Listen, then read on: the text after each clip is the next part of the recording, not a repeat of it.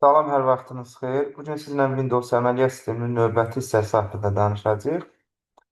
Vaxt itirmədən başlayaq. Müəyyən şeylərə burada toxunaq, sonra elə özündə tədbirlə davam edək. Deməli, Windows 11 əməliyyat sisteminin əsas obyektləri var.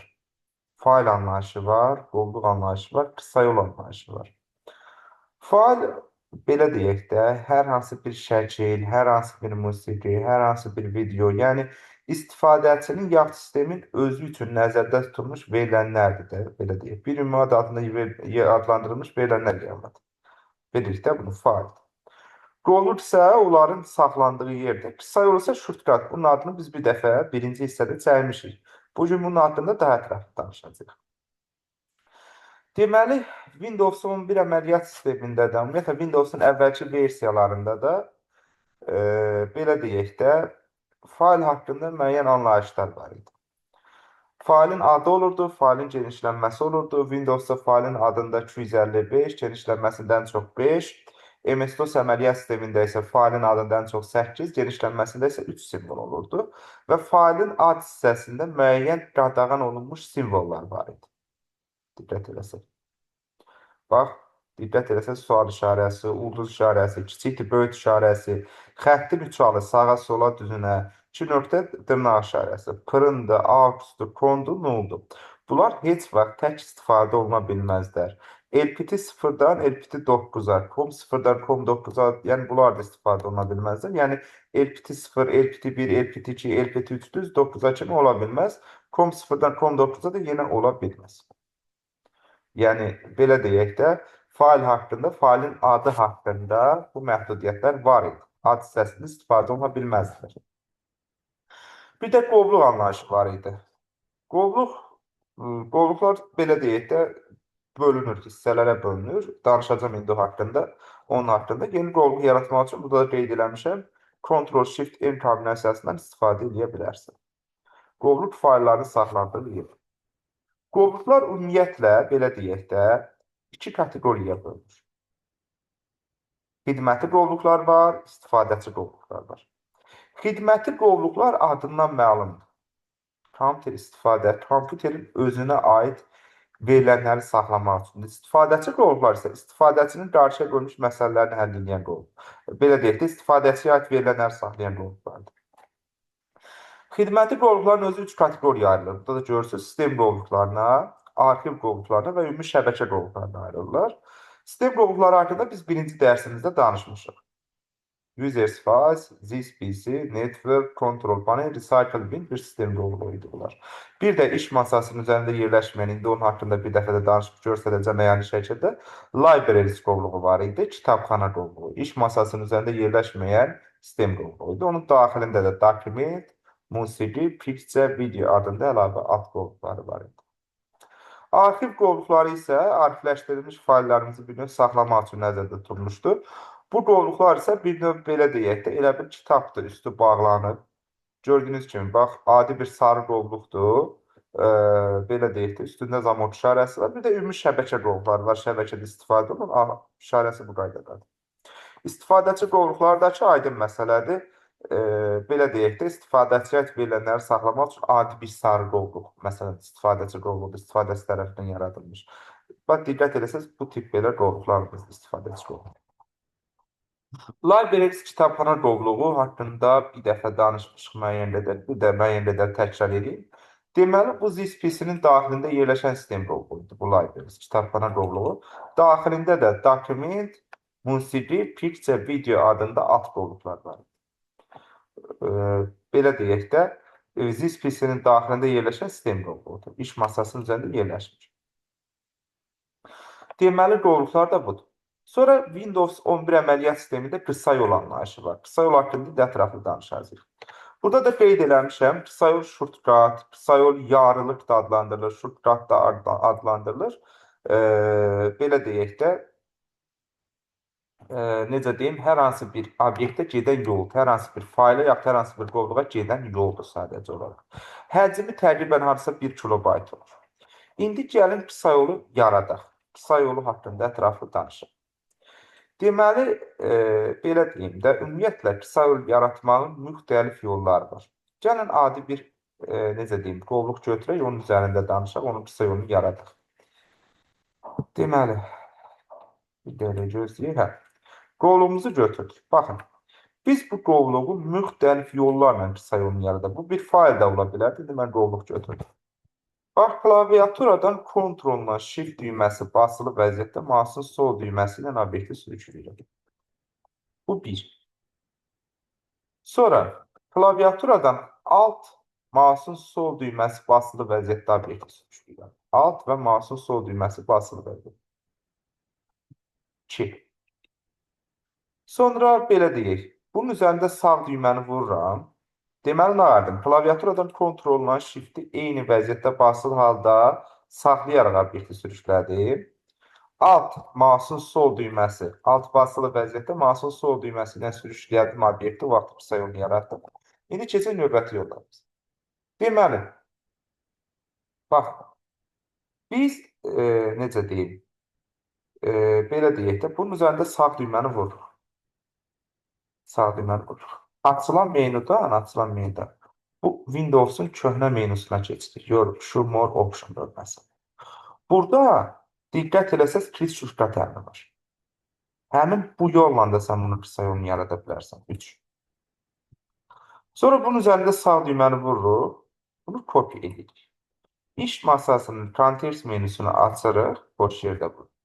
Burada Paste şurtkat əmri çıxır. Kat olunmuş obyekti qısa yolu yaradıq. 4. Sonra bunun üzərində sağ düyməni vururuq. Belə deyək də, yenə köhnə menyuya keçirik buradan. Send to bölməsində diqqət eləsəz, desktop kilit şurtkat əmri var. Onu vurmaqla bunun iş masasında qısa yolunu yarada bilərik. 5. Sonra belə bir şey deyim sizə. Belə deyək də, bax, bunun üzərində sağ düymə basılı vəziyyətdə sürüşlüyür. Açılan menyudan kilit şurtkat, bax, belə bir əmrimiz var. 6. Sağ düymə basılı vəziyyətdə sürüşlədikdə açılan menyudan da, yəni bax bununla. Kilit şurtkat əmrimiz çıxdı. Sonra belə bir şey deyim sizə. İş masasının Context menüsündə belə deyək də, sağ düyməni vurun. Açılan menyudan, New bölməsinə daxil olan burada şurtkat əmridir. Burada bax, bu əmrimizi vururuq və belə deyək də, harada nəyin qısa yolunu yaratmaq lazımdır, seçilir. Məsələn, burada adi qovluğumuz haradadır? Onu tapaq buradan. Budur da deyilsin. Olsun bu. Ok düyməsini sıxır. Bu biraz uzun prosesdir. Finish edirəm. Onun qısa yolu yaratır. Diqqət edirsiniz. Deməli, 1, 2, 3, 4, 5, 6, 7 yolla biz obyekti nə vardıq? Qısa yolunu yaratdıq. Qısa yol sadəcə və sadəcə olaraq bu real obyektdirsə, bu qısa yol, bu real obyektə gedən yoldur sadəcə olaraq. İndi məsələ nədir? Gəlin bu real obyekti Recycle binə düşərək silək. Yəni Recycle binə farz edək. Seçək Delete düyməsini sıxıq. Görək qısa yola nəsə olacaq? Yox. Diqqət eləsən qısa yol silinmədi. Bunun üzərində sol düyməni vururam. Açılan menyuda diqqət eləsəz belə bir hissə çıxır. Restore, Delete, Cancel adında belə deyək də əmrlər var. Hal-hazırda mənə yazılıb ki, burada bu obyektin istinad elədiyi, yəni bu qısa yolun istinad elədiyi obyekt yerini Recycle binə dəyişir. Sən Restore əmrini vursan, o obyekti sən Recycle binə geri qaytararsan və açarsan. Diqqət eləsən. İndi onu geri qaytardı və açdı. Adi boş qovluq idi və açıldı. Əgər orada Delete əmrini sıxsaydın, o qısa yolda silinməlidir. Yəni sən deməli belə çıxır ki, Recycle binə atdıqda, qısa yolun üzərindən vurduqda, qısa yol, o real obyekti geri qaytara bilirsən Restore. İndi nə var? Gəl bunu bir dəfəli silir. Shift Delete edir. Recycle binə düşmədəsin. Yenə diqqət eləsən, belə deyək də, o obyekt bir dəfəli silindi. Yəni o qovluq. Amma qısa yol silinmədi. Yadında qalsın, qısa yolu siləndə də real obyekt silinmir. Yəni bir-birinə ilə dəxilləri yoxdur. İndi bunun üzərindən vuraq. Bu dəfə belə bir pəncərə açılır. Hal-hazırda mənə deyir ki, bu istinad elədiyi obyekt bir dəfəli silinir. Recycle binə düşmədən silinir. Sən Yes düyməsini sıxsan, yes düyməsini sıxsan. Bir növ bu kısa yolda silinəcək. No düyməsini sıxsan, kısa yol qalacaq, amma bir işə yaramayacaq da, eləcə qalacaq da. Bura və vurdu. Yox. Bax, bu dediklərimin hamısı da burada qeyd olunubdur. Burayı da burada anlıq. O cümlədən kısa yol yaradılması qaydaları da qeyd olunub. Kısa yol yaradılması qaydaları da qeyd olunub. Aydın oldu. Bu belə. Davam edək. Bir dəqiqə. Hə. Deməli, indi nədən danışacağıq? İndi danışacağıq faillərin seçilməsi anlayışını. Bax, burada da bir balaca qeyd yazmışam, onu da deyim. Bunu yadda saxlamaq üçün alt bərabərdir Ctrl-Shift-i gördüyü işə. Yəni, o kısa yol alt düyməsi ilə sən obyektin kısa yolunu yaratdın. Onda alt bərabərdir Ctrl-Shift-in gördüyü işə. Bununla yadda saxlaya bilərsiniz. Belə o yaddan çıxarsın. İndi faillərin seçilməsi anlayışı var. Deməli, gəl bunları bir silək ümumiyyətlə. Və bir neçə dənə. Belə deyək də, bir yerə yığaq bunları.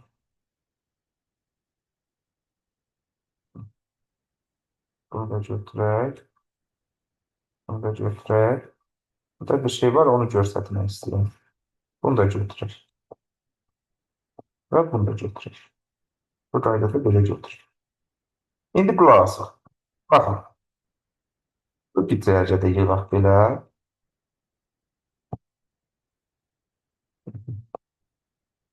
Hə. İndi belə bir şey deyim sizə. Baxın. Sən yadında qalsın ki, qonşu olmayan failləri qovluqlarını ya da qonşu olmayan obyektləri seçmək üçün kontrol düyməsindən istifadə edirsən. Yəni, uzaq məsafədə yerləşən obyektləri. Bax, bunu seçdim. Kontrol bası saxlayıram.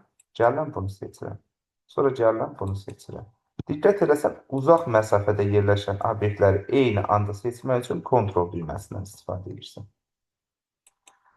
Yox, belə deyək də, qonşu obyektləri, yaxın obyektləri seçmək istəyirsənsə, məsələn, bax, bunu seçdim, shift-i basılı saxlayıram, gəlirəm, indi bax, diqqət eləsən, ardıcıl şəkildə seçilə gəldi.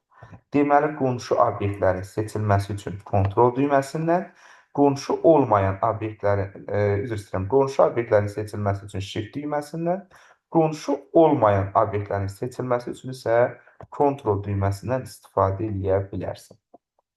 Bu qaydada bunu anlayın. Yox, belə bir seçim var. Seçim düzbucaqlısı deyilir. Bax, mouse'un sol düyməsi basılır, istəsən çəkirsən. Yox, belə. Diqqət elə, gördün. Yox, klaviaturadan kontrol A düyməsini sıxanda ilanın hamısını seçə bilərsən. Bu qaydada. Deməli, qonşu olmayan obyektləri seçən kontroldur. Qonşu obyektləri seçənsə nədir? Shift düyməsidir. Bu qaydada bunu da anlayaq və başa düşürük. Bu dediyimin də hamısı yenə burada nədir? Qeyd olunubdur. Diqqətli baxsaq. İndi qrup halında, yəni bax, bütövlükdə belə seçilmiş obyektlər üzərində sən nə iş görə bilərsən? Sən yadında qalsın ki, qrup halında seçilmiş obyektlər üzərində nə edə bilərsən deyəndə, qrup halında seçilmiş obyektlərin adını dəyişə bilərsən. Yəni, bu nə deməkdir? Təbii ki, onların adları hamısı bir olmayacaq da. Yəni, məsələn, burada bir dəqiqə gözləyək, deməli. Bir dəqiqə, boş bir yer tapdım, orada yaradacam. Məsələn, bura baxaq. Burada indi nə edəcəm? Bunun hamısını seçəcəm. Belə seçəcəm. Düzdür. İndi bunun üzərində sağ düyməni vururam. Qrup halında, indi onların adını dəyişəcəm. Database 1. İndi enter düyməsini sıxıram. Bizə dəqiqə gözləyək. Bunu belə seçdim. Bunun üzərində sağ düyməni vursam, rename əmrini vursam, onların adlarını dəyişə bilərəm. Hamısını.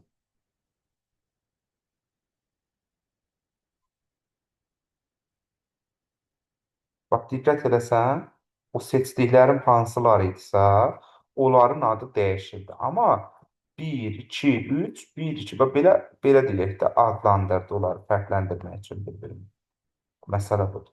Bunlar da niyə 1-2 adlandırır? Çünki bunlar qovluqdur. Bunların tipləri fərqlidir də. Bunlar adi bir faildir, bunlar da qovluqdur. Yəni, ona görə ayrı-ayrı belə adlandırılır. Windowsda belə deyək də, bir qovluğun daxilində eyni ada, eyni uzantıya malik iki fayl saxlanıla bilməz. Amma uzantılar fərqli olsa saxlanıla bilər. Ona görə bunu da 1-2 ilə adlandırdım. Məsələ budur. Yəni diqqət etsən, yəni 1, 2, 3 deyə adlandırır da, adlar eyni olmur yenə də. Onu demək istəyirəm. Sonra qrup halında hamısını təbii ki, seçib nə ayıra bilərsən, silə bilərsən. Delete yanır burada, hamısı yoxa çıxacaq. Daha sonra belə deyək, qrup halında arxivə əlavə edərsən, qrup halında paylaşarsan, kat edib yerini dəyişərsən, təbii ki, kopyasını da alarsan hamısını seçib. Qrup halında hamısının xüsusiyyətlərinə də baxarsan, xarici yaddaş kursunu yenə kökləyərsən. Qrup halında bu dediyimizin hamısını eləmək mümkündür. Bu seçilmiş obyektlər üçün. Sonra Windows 11 əməliyyat sistemində indi sizə danışmaq istəyirəm ardıcıl şəkildə pəncərə və pəncərənin növlərindən. Windows 11 əməliyyat sistemində ümumiyyətlə belə deyək də Windows sözü tərcümədə pəncərə deməkdir. Windows 11 əməliyyat sistemi pəncərələr üzərində qurulmuş əməliyyat sistemidir. Deməli belə bir şey deyim. Windowsda pəncərənin 4 dənə növü var. Gəlin görək hansılar. Deməli, birinci pəncərəmiz qovluq pəncərəmizdir. Klaviaturadan Win düyməsi ilə Y hərfini sıxanda, sonra adi bir qovluğun da, adi bir sarı qovluğun üzərindən vuranda, daha sonra belə deyək, This PC qovluğunun üzərindən vuranda açılan pəncərə qovluq pəncərəsidir. Yadımızda qalsın. Bunu da anlayaq və başa düşək. Bunu bir qırağa qoyaq. Bu oldu nə bizim? Qovluq pəncərəmiz. Daha sonra Windows 11 əməliyyat sistemində nə var başqa? Hansı pəncərə var? Dialoq pəncərəsi var. Dialoq pəncərəsi xəbərdarlıq məqsədi ilə açılan pəncərədir. Və bu pəncərə açılanda, aktiv olanda öz təbii ki, sistem hansı belə deyək də qovluğun içərisində açılıbsa da, harda iş görürəmsə orada açılıbsa, o imkan verməz ki, yəni hansısa proqramın içərisində tutaq ki, açılıbsa. Məsələn, bunu Excel'də göstərmək olar. O imkan verməz ki, sən bir növ bu pəncərəni bağlamadan orada iş görə bilərsən. Bax, məsələn, diqqətli baxsaq, bunu Excel'də sizə bir dəqiqə göstərə bilərəm. Məsələn, belə deyək də, bunun adını iş vərəqinin adı boş qala bilməz də, məsələn. Bax, diqqətli baxsan, imkan verməz, mən onu adlandırmadan orada iş görə. Yəni, bax, mən orada space düyməsini vurdum, ona görə bax, diqqətli bax, qoymur iş görmək. Məsələn, yəni buna deyirlər dialoq pəncərəsi. Xəbərdarlıq məqsədi ilə açılan pəncərədir. Bax, diqqət edəsən, yəni mən onu belə deyək də, adlandırmamış imkan verməz mən iş görmək. Məsələ bu. Bu nədir? Bizim dialoq pəncərəmiz. Yadımızda qalsın. Nə isə siləndə xəbərdarlıq məqsədi ilə açılan pəncərədir. Sonra növbəti pəncərəmiz bizim belə deyək də, sistem və tədbiqi proqram pəncərəsidir. Belə deyək, Word proqramın üzərindən vururum və bu açılan pəncərə. Yaxud Excel üzərindən vururum, açılan pəncərə. Yəni, necə demək, hər hansı bir tədbiqi proqramın üzərindən vurduqda açılan pəncərə nədir? Sistem və tədbiqi proqram pəncərəsidir. Daha sonra bir də var bizdə sorğu sistem pəncərəsi, kömək məqsədi ilə açılan pəncərədir. Bu klaviaturada, məsələn, bura haqqında məlumatım yoxdur. F1 düyməsini sıxıram. Diqqətli baxsaq, bu açılan pəncərə, bu internet bağlantının olmalı mütləq şəkildə bu pəncərənin açılması üçün sistem və tədbiqi proqram pəncərəsi. Bu da nə oldu? Sistem və tədbiqi proqram pəncərəsi. Deməli, bax, bu belə deyək də, bizim sistem və tədbiqi proqram pəncərəmiz. Bu oldu qovluq pəncərəmiz, bu oldu dialoq pəncərəmiz. Bu da sorğu sistem pəncərəmiz. Köhnə adı kömək pəncərəsinə sorğu sistem pəncərəsi deyilir analiz. Yəni, ora haqqında bizə məlumat verir, belə deyil. O lazımi hissə. Burayı da bunu da anlayaq və başa düşək. Sonra belə bir şey deyim sizə.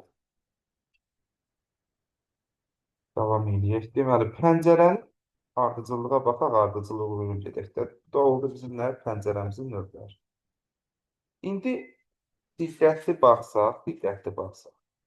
Pəncərə, məsələn, tam ekran boyunca hər hansı bir pəncərəni sən istəsən aça bilərsən. Məsələn, belə deyək, bax, elə bu pəncərənin özü olsun. Klaviaturadan F11 düyməsini sıxırsan. Diqqət edəsən pəncərə panikdən boyda açılır. Məsələ bu. Qayıtda bundan anlıq. Onun adamız deyil. Deməli, sonra belə bir şey deyim sizə. Windows 11 əməliyyat sistemində hər bir pəncərənin sol yuxarı küncündə onun idarə etmə düymələri yerləşir. Üzr istəyirəm, sağ yuxarı küncündə. Hansı ki, close pəncərəni bağlayır. Close yazılan pəncərəni ümumiyyətlə bağlamaq üçündür. Yadınızda qalsın. Pəncərəni bağlayır. Bu maximize pəncərəni bütöv ekran boyunca açır. Diqqət edəsək, pəncərə bütöv ekran boyunca açılır. Yadınızda qalsın.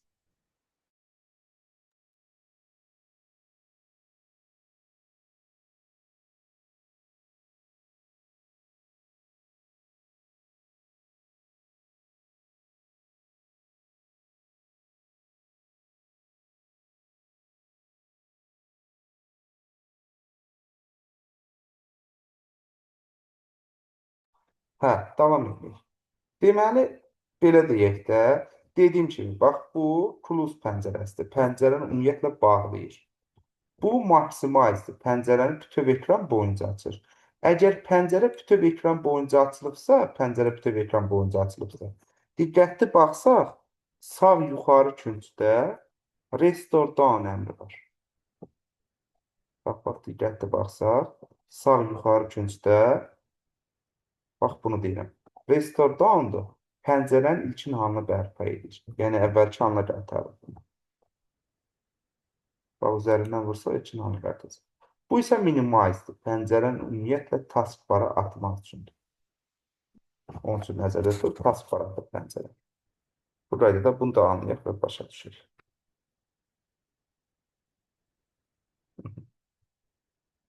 Deməli, belə bir şey deyim sizə. Baxın, hər bir pəncərənin sol küncündən biz əgər bunu çəkəsi olsaq belə, diqqət edəsən, ölçüsünü dəyişə bilərsən. Yaxud belə bu yuxarı hissəsindən də ümumi artıq böyüdə bilərsən. Və yaxud ki, pəncərənin başlıq səthrindən tutub yuxarı çırpsan, pəncərəni bütöv ekran boyunca aça bilərsən. Diqqətli baxsaq.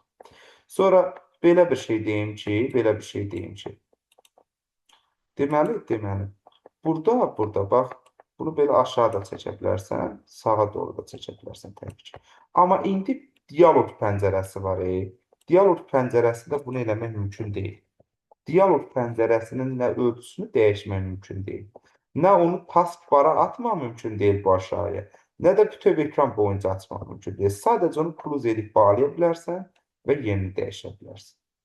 Bir də bunu deyim ki, belə deyək də, Windows 11 əməliyyat sistemində belə bir şey gəlib, yeniləmə gəlib. Basən bu istiyə gəlsən, buna deyirlər snap layout yenilənməsi, elə bil snap funksiyası kimi bir funksiyadır.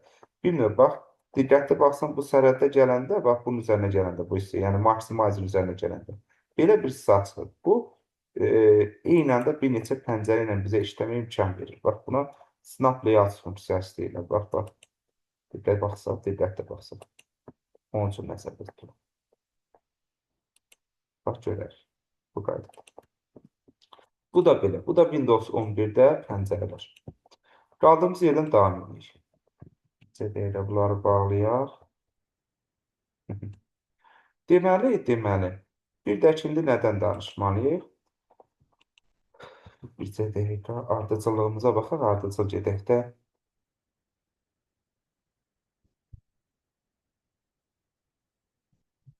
Deməli, biz pəncərənin növlərindən də danışdıq, pəncərə haqqında ətraflı danışdıq, ayrı-sınaq funksiyasından danışdıq, pəncərənin idarə etmə düymələrindən də danışdıq. Burada da yenə müəyyən qədər əlavələrimiz var. Deməli, indi danışacağıq biz bir növ, necə deyim, OLI texnologiyasından. Gəlin görək OLI texnologiyası nədir? OLI texnologiyası deyəndə biz nə başa düşməliyik? Ümumiyyətlə texnologiyalardan, niyə OLI texnologiyasının ümumiyyətlə texnologiyalardan danışmalıyıq? Deməli, Windows 11 əməliyyat sistemində 3 tip texnologiya var. Plug and Play texnologiyası var, OLI texnologiyası var, bir də Drag and Drop texnologiyası var. Gəlin görək Plug and Play nədir, OLI nədir, Drag and Drop nədir? Plug and Play Bəzi qurğular var ki, onu kompüterə qoşursunuz. Nədir? Driver istəyirsiniz də. Məsələn, printeri kompüterə qoşursunuz. Onun driveri olmasa printer kompüteri tanıyıb işlətmir. Ya kompüter printeri tanıyıb istifadə eləmək olmur. Məsələ budur ki, bir növ belə deyək də, amma bəzi qurğular var ki, onun driverini sistemə yükləmədən də sistemdə o istifadə oluna bilir. Məsələn, mouse'u kompüterə qoşub bircə bir dəfəlik istifadə edə, ya ümumiyyətlə mouse'u kompüterə qoşub istifadə edə bilirsiniz də rahatlıqla. Bax, e, plug and play texnologiyası odur ki, bəzi qurğuların driverinin avtomatik sistem tərəfindən tanınması texnologiyasıdır. Yəni hər hansı bir əlavə driver yüklənmədən, məsələn, mouse'u qoşub istifadə edə bilir. Burayı da bunu anlayır. Yəni əlavə bəzi qurğularda bu doğrudur. Məsələn, mouse da onlardan biridir. Əlavə məsələn nəsə qoşmadan onu belə deyək də sistem tərəfindən istifadə edə bilirik artıq. Xarici qurğuların bəzilərinin driver yükləmədən istifadə olunmazdır. Belə deyək, plug and play texnologiyası. Qoşub istifadə edirik birbaşa. Oli texnologiyası bir proqram daxilində başqa bir proqramın açılması texnologiyası. Məsələn, diqqətli baxsaq PowerPoint proqramında düzdürmü? İndi PowerPoint-in daxilində mən belə deyək də Excel aça bilərəm. Bax, diqqətli baxsaq. İndi PowerPoint-in daxilində Excel açılacaq. Məsələ budur. Yəni, bir proqramın interfeysində başqa bir proqramın açılmasıdır. Məsələ budur. Oli texnologiyası nədir? Bir proqram daxilində başqa bir proqramın açılaraq istifadə olunması texnologiyası. Drag and drop texnologiyası. Drag and drop texnologiyası nədir? Deməli, məsələn, belə deyək də, mouse'un sol düyməsi ilə bu obyekti sürükləyib bura gətirilir. Yaxud, həmin obyekti mübadəfənə düşmədən kontrol mouse'un sol düyməsi ilə çəksən, onun kopyasını alarım. Əgər onu mən Shift mouse'un sol düyməsi ilə çəksəm, yerini dəyişərəm. Bax, diqqətli baxsam, yerini dəyişərəm. İndi bunları da seçdim, ona görə bunlar da gəldi. Deməli, obyektin mouse'un sol düyməsi ilə seçilmiş fayl və qovluğun mouse'un sol düyməsi ilə yerinin dəyişdirilməsi yaxud kopyasının alınmasıdır. Əgər kontrol basılı vəziyyətdə biz onu çəkəriksə, mouse'un sol düyməsi ilə kopyasını alarıq. Shift basılı vəziyyətdə çəkəriksə, yerini dəyişərik. Eləcə çəkəriksə, yəni mouse'un sol düyməsinin yenə yerini dəyişərik. Alt basılı vəziyyətdə çəkəriksə, nə idi? Onun yenə qısa yolunu yaradırdıq. İndi yəni bu əməliyyatların heç birində də mübadilə buferi iştirak eləmir. Drag and drop texnologiyası mouse'un sol düyməsi ilə obyektin bir növ yerinin dəyişdirilməsi və yaxud kopyasının alınması texnologiyasıdır. Bu qaydada bunu da anlayaq. Deməli, plug and play texnologiyası xarici qurğularının bəzilərinin driver yükləmədən istifadə olunmasıdır. Oli texnologiyası bir proqram daxilində başqa bir proqramın açılması idi. Drag and drop texnologiyası mouse'un sol düyməsinin obyektin yerini dəyişdirilməsi yaxud belə deyək də kopyasının alınması texnologiyası idi. Mübadilə buferi iştirak eləmir. Davam edək qaldığımız yerdən. İndi kontekst menulardan danışmaq istəyirəm sizə. Kontekst menu nədir? Kontekst menu hər hansı fayl və qovluğun xassələrinə daha cəld daxil olmanı təmin edən menudur. Onun üzərində işləməyə. Biz bunu birinci dərsimizdə də demişik. Kontekst menunu açmağın müxtəlif yolları var. Sən hər hansı bir obyektin üzərində mouse'un sağ düyməsini sıxarsansa və yaxud həmin obyekti seçib üzərində Shift F10 düyməsini sıxarsansa və yaxud klaviaturadan müvafiq düyməni sıxarsansa, sən nə ararsan? Kontekst menunu açarsan. Müvafiq düymə hansıdır? Gəlin görsədim onu ekran klaviaturasında. Adi klaviaturada, fiziki klaviaturada space düyməsinin sağındadır. Bax, belə bir düymədir. Bunun ölçüsünü dəyişək. Bax, belə bir düymədir.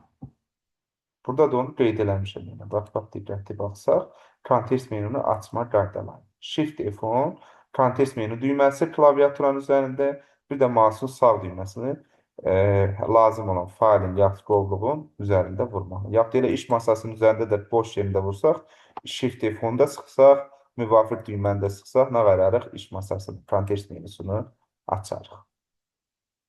Bunları sərgiyə salaq. Deməli, gəlin indi bir dənə fail götürək. O failin üzərində yavaş-yavaş danışaq. Birinci başlayaq failin kontekst menüsündən. Biz belə deyək də, failin kontekst menüsünü açmaq üçün elə onun üzərində bir yollar, kontekst menü açmaq yollarından birini istifadə edirik. Elə sağ düyməni vuraraq açılır. Deməli, birinci bu cut əmrimiz faili kəsir, solğunlaşdırır. Yerini dəyişmək üçün də cut. Bilirsiniz, kısa yolun kontrol ikisi. Obyekti kəsib başqa yerə yapışdırmaq üçün. Copy obyektin kopyasını alır. Nüsxəsini. Bir dənəsə nə verirdi? 2 dənə edirdi, değil mi? Bunu da bilirik yəni. Bax budur. Bir dənəsi ilə bununla 2 dənə edir. Kopyasını alır. Cut yer dəyişmədi. Copy köçürmədi. Cut'ın kısa yolu Ctrl X'tir. Copy'nin kısa yolu Ctrl C'dir. Bunun haqqında bir dəfə danışmışıq. Yenə ətraflı məlumat verdim sizə. Paste əmrisi onu yapışdırırdı. Deyirdim paste əmri mübadil əmri deyil. Əmri də ora nəsə əlavə əmri oradan götürürdü. Deməli, burada rename əmri var. Rename obyektin adının dəyişdirilməsidir. Deməli, biz onun adını necə dəyişərik? Bax, bunun üzərində seçib, kontekst menüdən rename əmrini sıxmaqla bunun adını dəyişə bilərik. Və yaxud bu obyektin üzərində seçib F2 düyməsini sıxmaqla onun adını dəyişə bilərik. F2 düyməsini.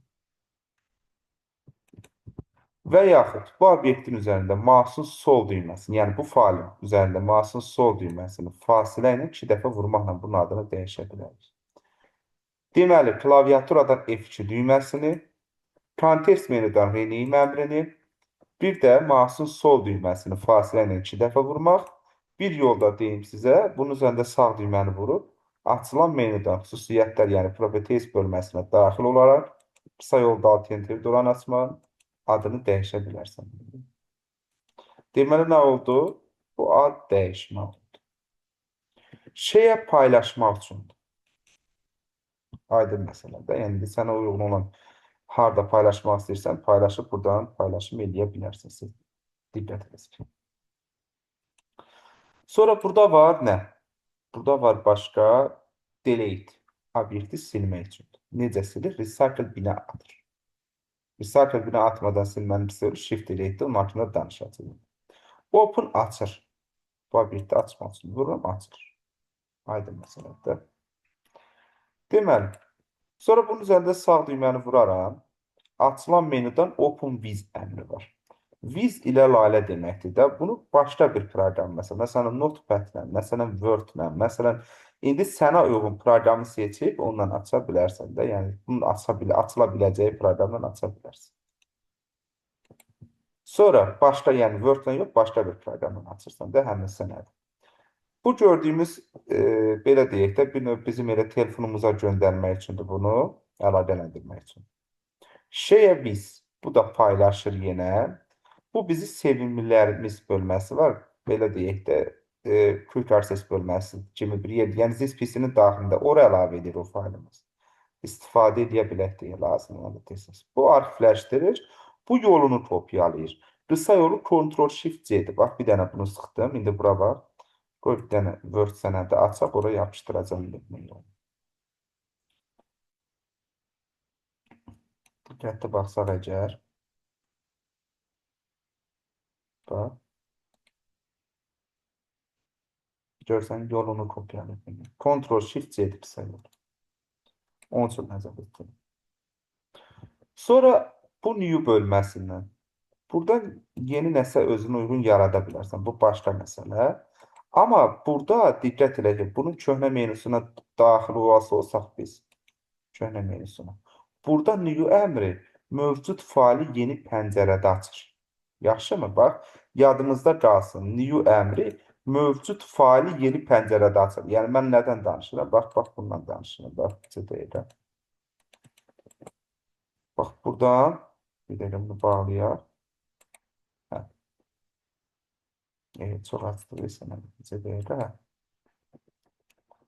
Bax, bu new əmri bunun daxilində, köhnə menüdə, bax, bundan söhbət gedir. Mövcud faili yeni pəncərədə açır. Yeni sənəd yaratmır, adımızda qalsın. Properties bunun xüsusiyyətlərinə baxmaq üçündür. Bax, buradan bunun adını dəyişərsən, buradan bunu başqa bir proqramla aça bilərsən, sənə uyğun. Hansı proqramdan istəyirsiniz?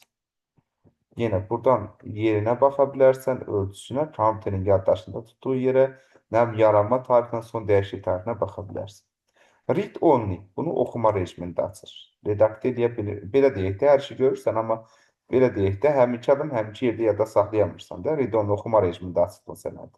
Yalnız və yalnız hər şey görürsən, fərqli adına fərqli yerdə yadda saxlanması. Yəni, xatırlayırsınızsa, Word-də danışmışıq, save əmrişdir, save as əmr işləmir. Yəni, oxuma rejimində açır sənəd. Hidden seçilmiş mətn fraqmentini üzr istəyirəm. Seçilmiş qovluğu gizlətmək üçündür. Bax, diqqətli baxaq. Qovluğu faili gizlətmək üçün. Bax, gördün, gizlətdi. Gizlətdi deyəndə, yəni bu sorğunlaşdırır, onu bir dəfəlik yox eləməkdə olur, onun haqqında danışacaq. Yəni sorğunlaşdırır. Belə deyək, kat olunmuş obyektimiz sorğun olur. Bir də gizlədilmiş. Yadımızda qalsın. Buradan bunun əvvəlki versiyalarına, xüsusiyyətlərinə, təhlükəsizliyi ilə bağlı müəyyən tənzimləmələrini yerinə yetirə bilərik. Bu qaydada bunu anlayıq. Bircə dəqiqə. Deməli, qaydaq bunun qarşıqasını götürək. Bu oldu failin kontekst menüsü. Bu dediyimdə hamısı yenə burada qeyd olunub. Diqqətli baxsın. İndi qovluğun kontekst menüsü var. Gəlin bir dənə qovluq götürək. Onun üzərində danışaq. Bu arada failin kontekst menüsündə bayaq göstərdim əslində. Bax, bu aşağı hissəni vursaq yenə köhnə menünü açarıq. Open yenə buradan faili açır. Edit faili redaktə edir. New mövcud faili yeni pəncərədə açır. Yeni fail yaratır. Bayaq dedim. Print çapa göndərir. Yenə bu sevilənmə əlavələrlə başqa proqramla aç. Yolunu kopyala, paylaş, göndər. Bluetooth-la göndər, arxivə əlavəli, iş masasında qısa yolunu yarat və s. Cut, kəs, kopyala, keçirdə qısa yolunu yarat. Delete, sil. Rename yenidən adlandır. Properties də yenə xüsusiyyətlərinə baxır. İndi failin kontekst menüsündən sonra qovluğun kontekst menüsü var. Qovluğun kontekst menüsündə də yenə eyni əmrlər də demək olar. Cut kəsmək üçündür, kopyalayır, rename adı dəyişir, adı dəyişmənin qısa yolu F2 düyməsi idi. Yaxud da mouse'un sol düyməsini fasilə 2 dəfə vurmaq idi. Deməli, delete obyekti silirdi. Bu pin olunma, bu nə deməkdir? Bizim quick access bölməmiz var. This PC qovluğunun daxilindədir. Ora pin eləyə bilərik biz qovluğumuz. Pin to start isə bildiyimiz nədir? Bayaq keçən dərslərimizdə danışdığımız bu start menüyə pin eləyir qovluğu, seçilmiş qovluğu. Start menü. Sonra burada bu arxivə əlavə edirdi, bu yolunu kopyalar, bu da xüsusiyyətlərinə baxır. Yenə sən buradan bunun adını dəyişə bilərsən. Yenə yerləşdiyi yerə, yaddaşda tutduğu yerə, diskdə tutduğu yerə baxa bilərsən. Qulaq as indi bura. Deməli, read only əmri var burada. Read only əmri mövcud qovluğun içərisindəki faili oxuma rejimində açır. Qovluğun özünün nə var? Nəyini açım oxuma rejimində? Qovluğun içərisindəki faili oxuma rejimində açır. Yəni, bunu başa düşmək lazımdır. Bu da seçilmiş, belə deyək də, qovluğumuzu gizlətmək üçündür. Bu paylaşır. Bu təhlükəsizliklə bağlıdır. Bu əvvəlki versiyalarına bağlı. Customize bölməsi var. Buradan sizə nə edeyim? Buradan bax, bunun ikonunu dəyişmək var. Bura bax. Diqqətli bax. Həmin qovluğun ikonunu dəyişmək var. Məsələ budur. Özümüzə uyğun seçə bilərik hər nəsə. Restore eləyək, əvvəlki anı yerləşdirək. İndi qulaq as. Deməli, 4 dənə əmrimiz, belə deyək də, müəyyən əmrlərimiz var ki, yeniləmədən sonra Windows 11-də bir əlavə də gəlib. Diqqətli baxsaq, bax, bu qovluğun kontekst menüsüdür. Bu da failin kontekst menüsüdür. Bu, onun failin köhnə kontekst menüsüdür. Bu da ki, yenə bunun qovluğun köhnə kontekst menüsüdür. Açın. Bir də burada, bunu demədim, bax, Open Terminal əmri var. Bu elə bil ki, bir növ belə deyək də, əmrli sistemimizdir. Kod yazmanı, komanda yazmanı kontərimizi idarə edir. Yadınızda qalsın. Bu qaydada bunu da başa düşürük. İndi qulaq as. Deməli, bax, müəyyən əmrlərimiz var ki, qovluqda yoxdur, faildə var. Müəyyən əmrlərimiz var ki, qovluqda var, faildə yoxdur. Onlardan birincisi editdir. Edit. Redaktə etdir. Dəyişdirmək. Bu new. Nə idi? Mövcud fail yeni pəncərədə açıq. Sonra printdir. Print. Sonra open with.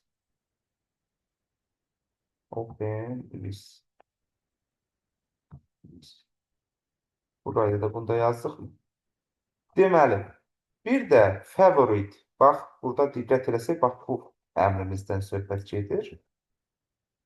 Bax, bax, bu gördüyümüz add to favorite. Sevimlərimə əlavə edirik, yəni onu.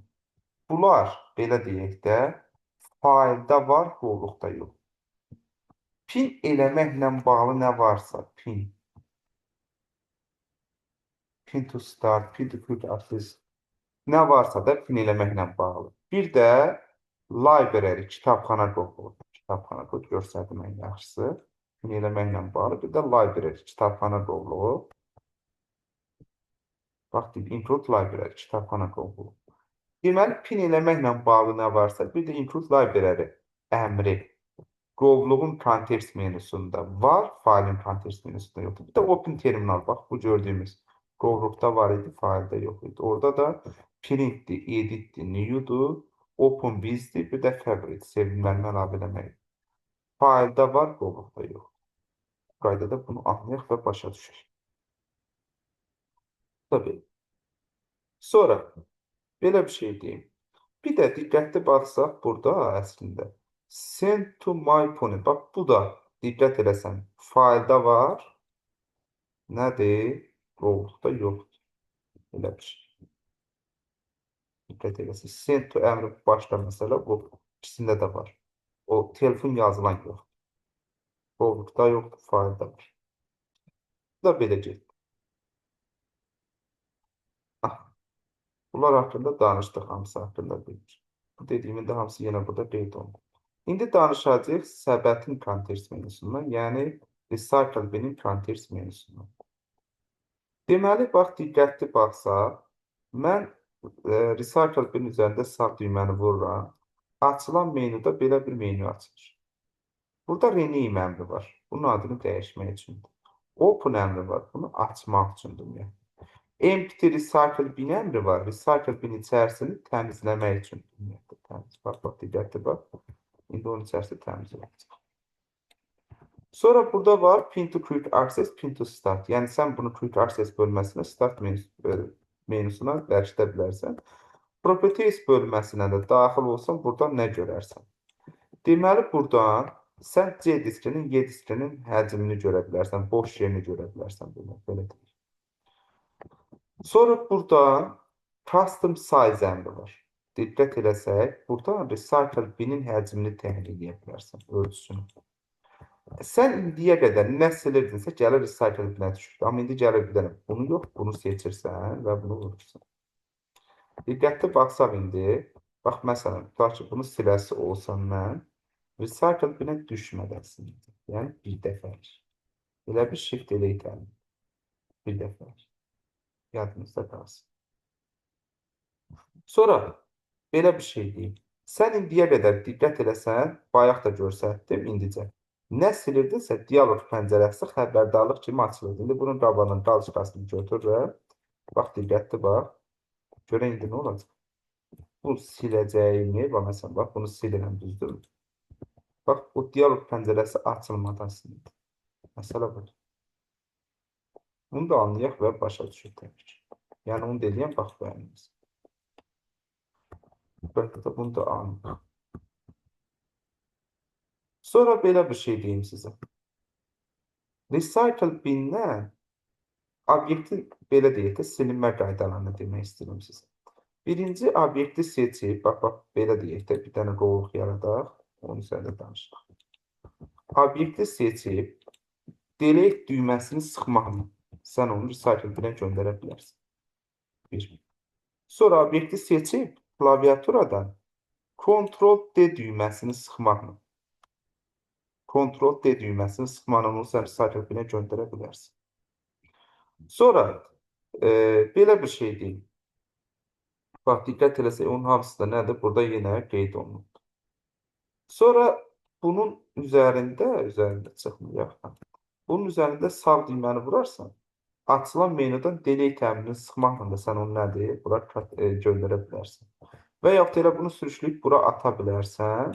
Və yaxud bunun üzərində sən bunu seçib cut edib gətirib bura paste edə bilərsən bu recycle-ın üzərinə. Onda gedib düşər. Məsələn, bura bax, diqqətli bax, gedib düşəcək. Bu nədir? Seçilmiş obyektimizin recycle binə göndərilməsi qaydaları. İndi onun recycle bindən geri qaytarılması məsələsi var. Bax, recycle bini açırıq karşısına. İndi bax, bunu necə geri qaytarır? Bax, seçərəm. Bu empty recycle bin ümumiyyətlə recycle bin təmizləyir. Onun context menüsündən necə edilir.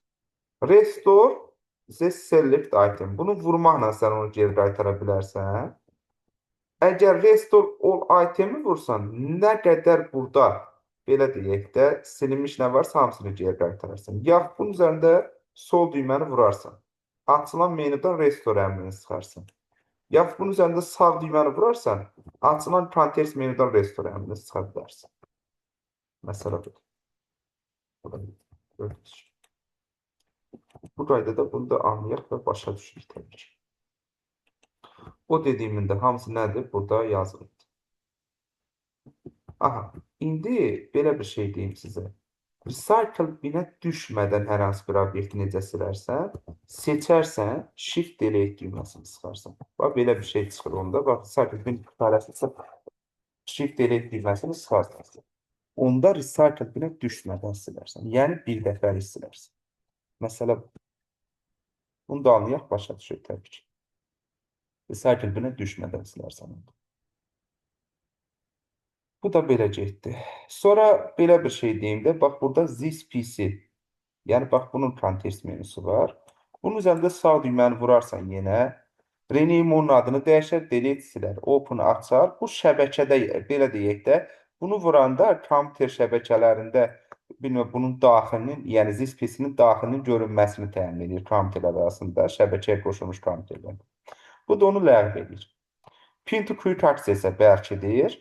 Bu da unpindir, çünki mən bunu start menyuya bərkitmişəm. Onda pin to taskbar olar. Üzrsən, pin to start olar, start menyuya bərkidir. Properties də yenə bunun, vaxt diqqətli baxsaq, elə bil ki, kompüterimdə necə deyim, hansı əməliyyat sistemindən istifadə olunur, hansı nəsil prosesor istifadə edir, RAM neçəlikdir, grafik kart, yəni video kart neçəlikdir, yaddaş nə qədərdir, hamısını, bax, əməliyyat sistemi hamısını görə bilərsiniz. Onun üçün nəzərdə tutulub. Sonra burada var, belə deyək də, bax, bu, necə deyim, network'un şəbəkələrin yenə context menüsü var. Eyni qaydada bunu kimidir. Onun üçün nəzərdə tutulub, eyni bir şeydir. Bir dənə onun üzərində, properties'in üzərindən vuranda, bax, bu bölməyə gətirir o. Wi-Fi-mizin adını, nə bilim, Wi-Fi-mizlə bağlı müəyyən tənzimləmələr yeni yetirsin. Control panel, üzərində sağ düyməni vurursan, open əmri olur. Open açır bunu, create root say yolunu yaradıb, deyir, sən nədir, onu silir təmiz. Control panel. Bu belə. Sonra control panel haqqında müəyyən qədər də məlumat verim sizə. Control panel nastroykadır, sazlamanı həyata keçirmək üçün nəzərdə tutulmuş yerdir. Deməli, yəni parametrlər bunun. Bugünkü gündə settings pəncərəsi də var, yəni onun imkanları bundan daha çoxdur. Deməli, sən buradan control paneldən nə edirsən? Bura axtarışdır beləcə. Burada belə deyək də, məsələn, daxil olduğumuz yeri bir növ belə görə bilirik. Bax, diqqət eləsək, hara daxil olub, görə bilərik. Burada bunun 3 dənə görünüş rejimi var. Kateqoriya, bax, quruluşu görürsünüz bu formadadır. Large, böyük görsədir. Sonra, belə deyək, medium, small isə balaca görsədir. Bu, iş masasında olan görünüş rejimlərindən ona görə fərqlənir ki, iş masasında mediumdur, kateqoriyadır, smalldur. Burada, üzr istəyirəm, iş masasında mediumdur, smalldur, largedır. Burada isə kateqoriyadır, largedır, bir də smalldur. Elə bil mediumun yerinə kateqoriyadır. System and security, bunun hamısını orada da yenə qeyd eləmişəm. Təhlükəsizliyimlə bağlı, yeniləmələrlə bağlı, bir növ, necə deyim, RAM-ın necə işləməsi, bir növ digər qurğuların necə işləməsi, hamısını buradan görə bilərik. Network and internet şəbəkə ilə bağlı müəyyən tənzimləmələrimizi yerinə yetirir. Hardware and sans səslə, belə deyək də, əlavə qoşulmuş qurğularla bağlı müəyyən tənzimləmələrimizi yerinə yetirir. Proqram bölməsi kompüterimdə olan bütün proqramlarımızı biz buradan görə bilərik və onları idarə edə bilərik. Hətta onları belə üzərində sağ düyməni vurub açılan menudan silə bilərik. Bizə dəqiqə.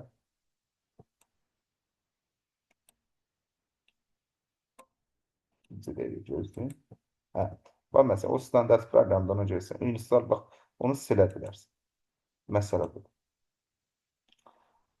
Bunu ilk öncə rejimi dəyişdi. Hə.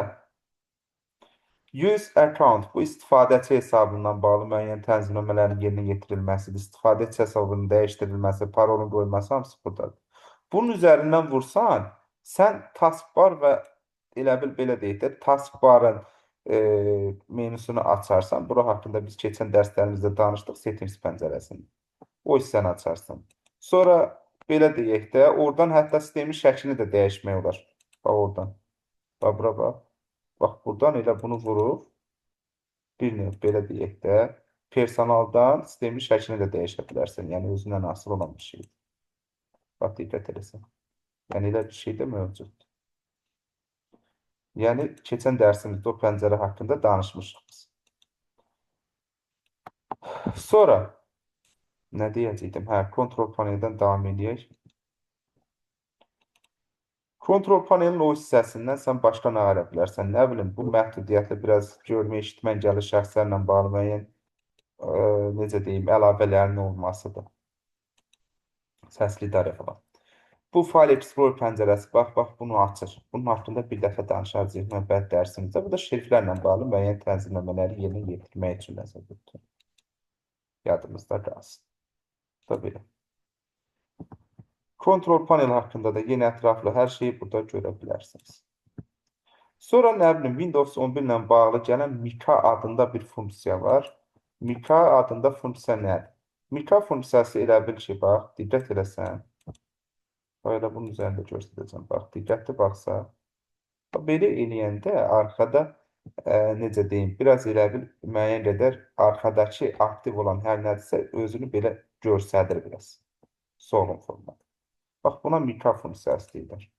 Yaxud belə deyək də, biz onu bir növ, bax, burada, personalda.